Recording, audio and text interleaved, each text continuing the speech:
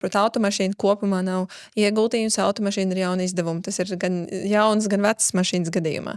Un tad ar tām mašīnām mēs tur kaut kur tā kā kruķamies, latviski sakot. Tā kā šie, man liekas, ir tādas lietas, ar kurām mēs tā kā kaut ko citu sevī tā kā bišķiņ tā kā labojam vai kaut kādā cita iemesla pēc mums tās lietas ir nepieciešams, ne tikai tā praktiskajai lietošanai, un tās parasti ir tās dārgākās lietas. Jā, es tieši domāju, stāst par automašīnu. Bija čoms, kurš nopirka vecu golfu un vazāja viņu pa servisiem līdz riebumam. Viņš bija kaut kādas 5 jaunas mašīnas, gan jau, ka tur ieguldījis viņā.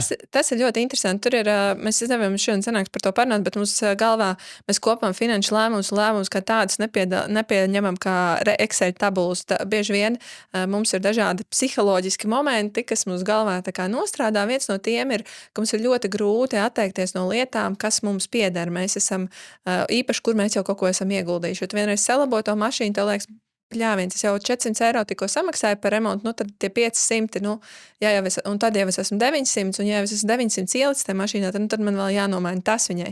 Un tu nevari tādā racionālā brīdī, tu nevari docirst to saiti un pārtraukt to bezgalīgo ieguldīšanu tajā lietā, jo visu laiku tev tas atskaites punkts ir, ka es jau tik daudz esmu ieguldījis, tad šis vēl pēdējais, man tur būs salīdzinoši nieks, un tad tu beigās saskaiti kopā un izrādās tā kā ups. Un tas ir par ļoti daudzām lietām, bet automašīna tiešām ir viena no tādām, kur šīs slūžas atverās. Un tad tas var ļoti ilgi tā turpināties, neskatoties uz tad drusciņ tāda emocionāla vācēja nācija. Mēs savācam to mašīnu, visu laiku turamies pie viņas un negribam laist vaļā.